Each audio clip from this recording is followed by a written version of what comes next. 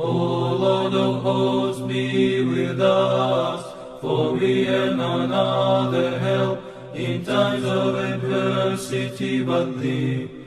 O Lord of hosts, have mercy on us. My problem with the Grinch is that I know that it has a positive message somewhere. Okay, I know that. I'm aware of it, and I'm not criticizing that people love it. That's fine. I'm not. I have no problem with people who like the Grinch. My problem is with the thing itself. I cannot stand this thing. I think it's again, again. I think this is a grotesque, macabre of Let me just switch this.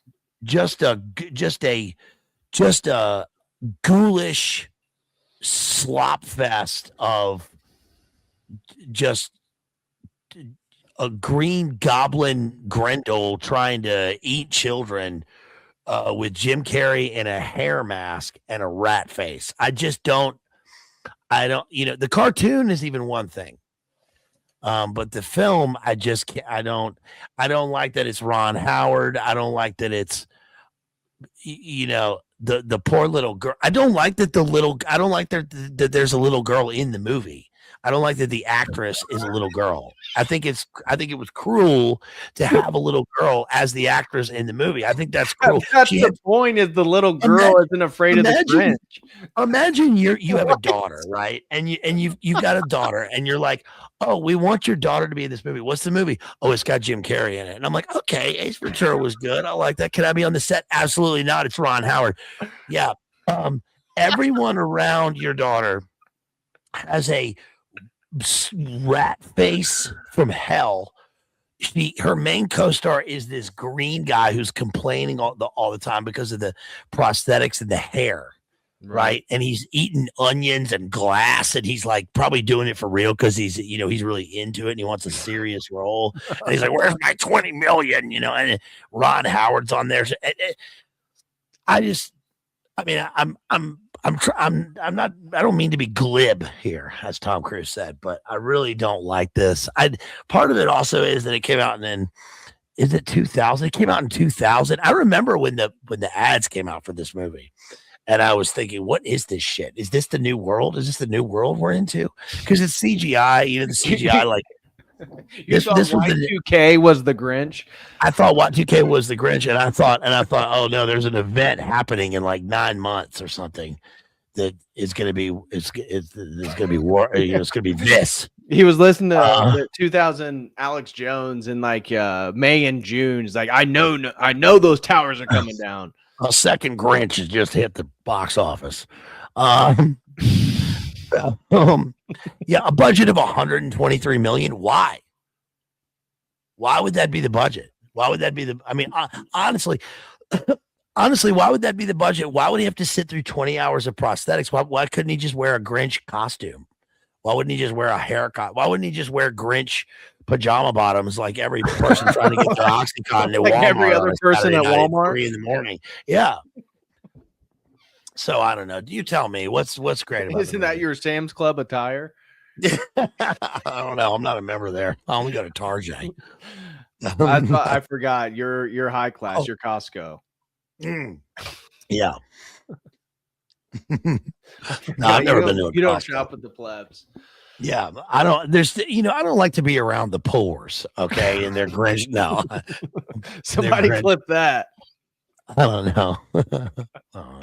So since for anybody who missed the beginning, cool. BLA actually, I thought he was a serious researcher. Come to find out, he can't even get 3 minutes through Jim Carrey's The Grinch. Jason said methadone clinic chic. That is absolutely true. That's what that is. That's so that Jason, you guys have that's so true. All right.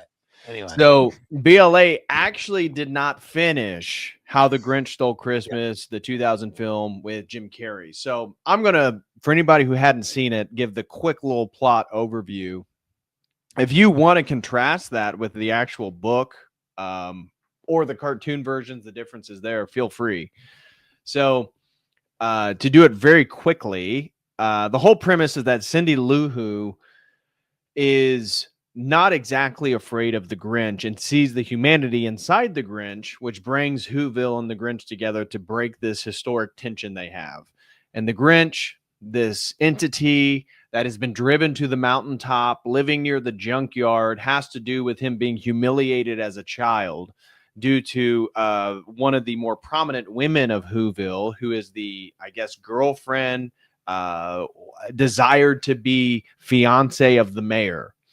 And so as it goes, Cindy Lou Who's brother goes to the mountaintop and sort of awakens the ire of the Grinch at the beginning of the film. And eventually he comes back down to Whoville to cause terror, which ends with him wrapping Cindy Lou Who, her father working at the post office, in Christmas paper. She is like the package, if you will. You could play off that symbolism, but my partner in crime here didn't watch the film, so I guess I'd be talking to myself. And what happens is she then goes about trying to figure out who the Grinch is, because he actually saved her while she was going to be caught in a machine. The reason why he wrapped her in Christmas paper is because he needed to do something animus towards her, and he saves her, he rescues her, and she sees, oh, wow, the Grinch isn't all bad. So then he does something after she says, thank you for saving me. He has to do something mean and then wraps her in Christmas paper. So then she goes on a mission to find out who the Grinch is. And she awards him, I forget what the, somebody can correct me in the chat, what the term is for the sort of ambassador of Christmas each year. The Christmas cheer spirit or something. Somebody in the chat correct me. I know there's a specific term. And she thinks it should be the Grinch. And the mayor, who's a sort of self-serving, aggrandized megalomaniac, he wants to be the cheermeister. Thank you, disgruntled docs. Cheermeister. That's exactly what it is. So the cheermeister each year. And she wants to award it to the Grinch. The mayor wants it for himself, for more status, for more attention. And eventually Cindy Lou Who's able to get to the Grinch and tell him that Whoville has decided that he should be the cheermeister. He comes, everything's going fun. They're feeding him Christmas cookies. He's being, stuffed and played with and kind of used as like a doll figure, an ornament of Christmas. And then he gets fed up eventually, destroys Christmas, then vows to destroy Christmas further, and then goes and steals everybody's gifts. Turns out, eventually, reconciliation. He returns all the gifts, and now the tension between Whoville and the Grinch is no longer, due to Cindy Lou Who, this young girl who was able to, though she would be the most vulnerable of Whoville, she was able to see through and see the humanity of the Grinch, see through the facade or the animal that he's become, and actually bring him and reconcile him back with the community itself. So it's sort of taking one that's been isolated and bringing them back into the collective. That's the movie of the 2000 film with Jim Carrey.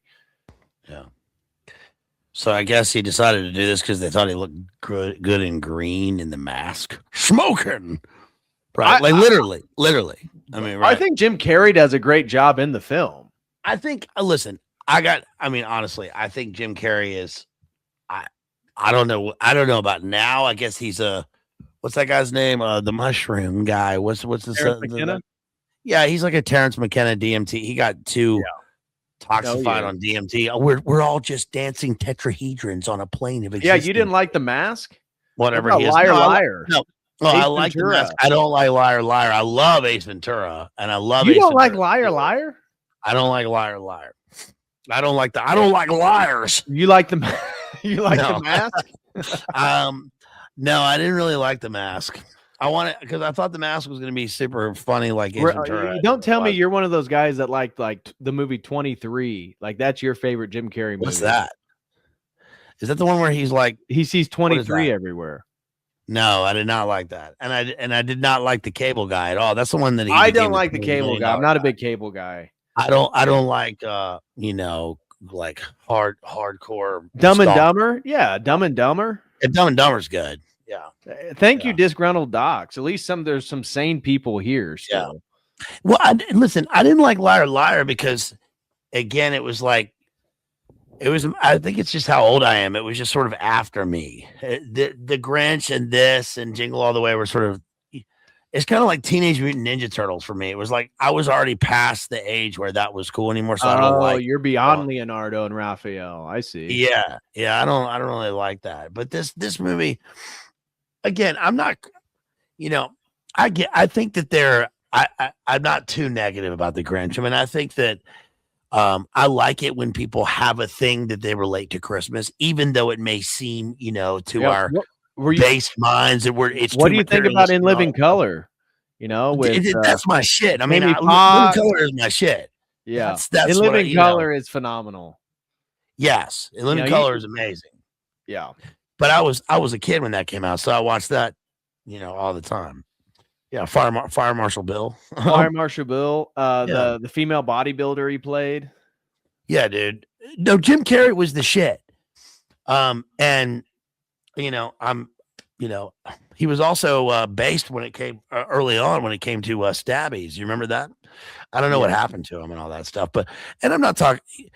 I like it when people have a thing that they relate to Christmas and it gets them in the Christmas spirit, even if it's a thing like the Grinch. I don't really care, and I think that I understand why people like it because it brings to mind something innocent from their childhood and something that's cool, a cool sort of fairy tale story. That's fine.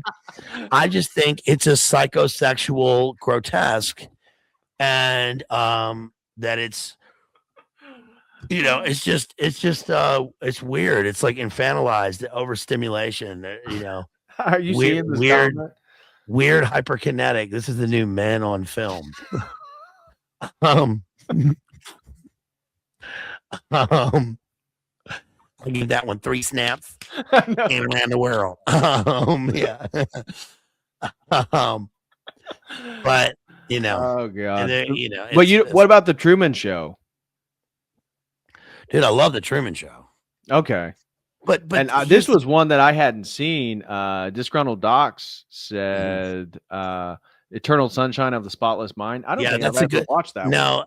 So that one in Man on the Moon. So here's the problem. The problem with Jim Carrey is that comedic actors take on serious roles, and to do serious roles, they sort of break themselves to be taken seriously by doing overly macabre or sullen films, like just dour. And those are great movies. Eternal Sunshine of the Spotless Mind is a good movie. I think Truman Show is a great movie because he's playing a serious role, but he's actually playing a lighthearted character, and he finds redemption in this Gnostic, actual Gnostic world that he's in by a guy, Chris Christo. Which Ed Harris should have won an Oscar for that movie. I Created You for a Television Show. That's a great movie. Oh yeah, the Truman. Yeah. The Truman Show is great, but Jim Carrey is playing he's doing something subtle there because he's playing a lighthearted character in a serious universe where he is railing against how they've put him into a prison planet. Right. I actually think he was good in Batman. And it's a micro critique of the technocracy we live in and of itself, and reality TV, and I mean it's a great critique of the 21st century. But if you want to have a great, what actors should do is they should actually have serious actors playing comedic roles and see if they can. That's much more of a challenge than a comedic actor playing a serious role. Is to have a serious actor playing a comedic role. They can hardly ever. Oh, do that. Yeah. Me, Myself, and Irene. That's another one. Thank you, Jason. That's a great movie. That's a fantastic movie. Yeah. So it sounds like all this hate for Jim Carrey and no, I don't have hate for. Yeah, I don't have hate for Jim Carrey. I have hate for the Grinch. Oh, okay. The movie. Hold on. The movie. I even wrote down a quote from Me, Myself, and Irene. Oh, this is pretty lame. What does he say? I can feel you. He's like, I can feel you coming over my static radio. I can feel your fear. That's a great fucking movie, dude. Yeah, that one's really good. Me, Myself, and Irene is probably one of his top movies. So yeah, I didn't like in regards to the actual story of the Grinch, where are you ranking? Because much of your analysis has been focused on the role that Jim Carrey plays in this 2000 film. What is your analysis of the Grinch in total regarding the animations and even the more recent iterations of it as a Christmas film? So now the Grinch as a category of all the things that represent Grinch. Well, I aside from my personal thoughts about Dr. Seuss, I've never liked Dr. Seuss. Hold on, I got to dive into these. Why don't you like Dr. Seuss? I don't like Dr. Because eggs aren't green. Is that it? Yeah. I don't like Dr. Seuss because I don't like nonsense world. I don't like that it's like you're taking two different layers. You're taking a child and it's cool how he's introducing kids to language, and sounds. But what ends up happening with Dr. Seuss inevitably, I don't know if this is his intention or whatever, but is that kids get older and they don't grow out of Dr. Seuss nonsense world. So the love of language doesn't translate into a love of Peter language. Pan trap. I do. And I really do think in adolescence. I really do think that. And I really think that Dr. Seuss, on that one. Shel Silverstein, and Lewis Carroll Oh man. They all exist in a world. You're bringing back elementary school. Yeah, they all exist in a nonsense world, which is a way of. I think that there's some sort of trap, and I never. The reason I never liked this is because I didn't like the way the animation looked in the books. There was too much like white. I can't explain this, but there was like too much white on the page with the Shel Silverstein books. No, this is Dr. Seuss. That's a whole other thing. Yeah, I really hate Shel Silverstein. I really don't like that. I mean, and when I say don't like it, I mean I'm being serious. Like, it really makes me uncomfortable.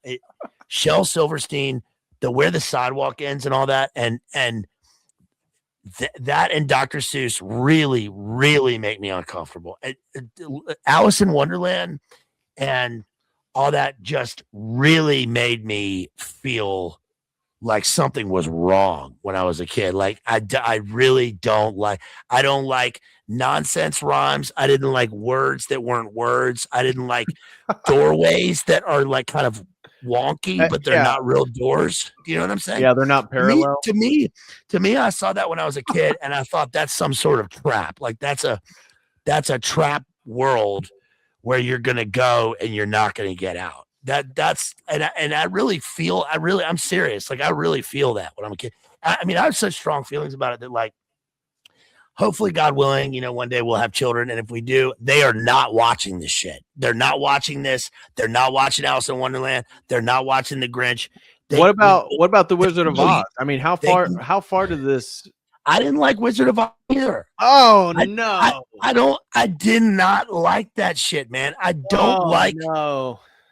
I don't like, and I saw it and stuff. And this guy is supposed to be a cultural. I do not like listen. I was at a friend's house when I was 7 years old, and his mom rented Return to Oz. That also is what killed, because Return to Oz is so dark. Yeah, that gave us TikTok. I'm talking about the original remastered Wizard of Oz. I don't like that.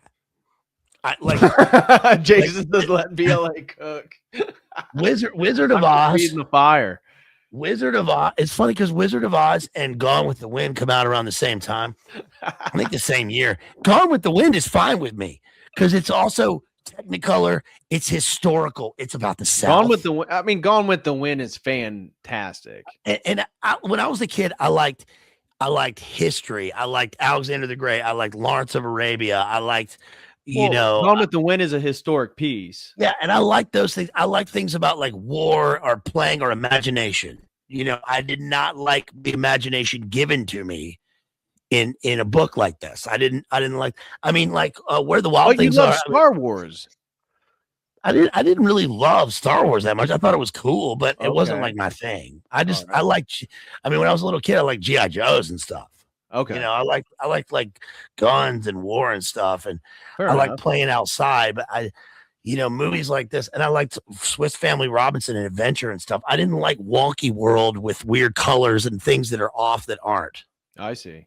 Do you understand? And like, I I'm not criticizing people that think this is cool or that like it. I get it. It's just for me, there's something off about that. There's just something sort of repulsive about it.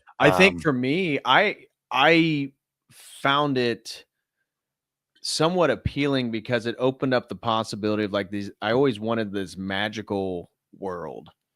And that may have been why I was so susceptible to like getting into psychedelics so hard in my 20s, right? That I think that might be, and maybe you can argue it is a sort of a nostalgic desire in a sense, like because there is, the world is more magical when you're a child, and there's mystery, and everything's not has a rational answer, and things are supernatural. And then that kind of dissipates as you go older. And then I think the Harry Potter obsession, it's kind of adjacent to the psychedelic festival world as well, and it has to do with this sort of magical quality where the bright colors, like Alice in Wonderland, I always thought was really interesting. And when I got older and then got into, LSD for the first time, it's like, oh, I get it now, well, Lewis Carroll actually was another pervert. So many of these people are weird. Turns out I was right about a lot of things. It turns out he was kind of a pervert, and he's definitely a pedophile. And tell me that I like Chronicles of Narnia. I just did an entire series on C.S. Lewis. I covered the entire Chronicles of Narnia. I covered a bunch of his books. So yeah, I love C.S. Lewis, and I love Chronicles of Narnia. I love Narnia. So it sounds like it's not that you're anti-fiction. No. Written fiction. You love well detailed parallel worlds. You see, Narnia is not nonsense. Cool with Lord of the Rings? Yeah, I mean, I like Lord of the Rings. I like it. People always ask me that because I feel like I should like it more than I do. I wasn't really into it when I was a kid. I was into Narnia. I really like Narnia. But see, Narnia is the opposite of all this. Narnia is ordered. Narnia is a reflection of Christ. It's a world where Christ exists as Aslan in an alternate world, right? And it's not overly moralistic. It's not overly didactic, and it awakens a sense of the child that we once were. So it's for adults and for children, and it's a perfect adventure story. This sort of stuff is not that. And I think that these sorts of books like Dr. Seuss and stuff, I think that it's like honestly, parents give these and read these to their children because they have good they have good intentions, and they have good faith. They think it's fun, it's colorful, it's childlike, it's a classic, and it awakens language in you because there's sounds. But the problem is that, again, the average person, I think, gets stuck in that as they don't go beyond that. Right. And so there has to be what you're saying. So, correct me if I'm wrong. So what I'm gathering now from your analysis is the reason why you don't like Shel Silverstein or Dr. Seuss so much compared to Chronicles of Narnia of C.S. Lewis is because even though it is a fantastic, magical world, fictional world, the layers of depth are so different that as you grow older, you can actually peer through the same thing and find new insights, where when you go back to a Dr. Seuss as an adult, it is kind of just, it is what it is. It's on the surface level. There's not a whole lot of depth there. Yeah. And there's a whole cultural cottage industry that popped up around the Grinch, like with people, remember, like people would wear like Cat in the Hat hats. Yes. Like at festivals and shit. Like, no, I think you're honest because I can't for the life of me figure out how the Grinch is the most popular Christmas franchise in the world. Yeah, because I think it's people's idea of the innocence of youth, but they also, many people never, and not people in the audience, but many people in the world never got beyond that. So it's kind of like when you ask, if people's idea of what is great literature, and a lot of people will say Dr. Seuss, and they mean it sort of ironically, but it actually is, they actually don't mean it in an ironic sense. That's it. And I'm not like judging oh, you have to have read, Dostoevsky or something. It's just that it's some sort of like mire. It's a trap that is meant to ensnare you or ends up ensnaring you or something, and then you never move beyond. If you want playful language, when you're a child and you got to move beyond that in steps and layers, and then you have to read yourself. This is the type of thing that was read to you when you were a child, and you never read past it.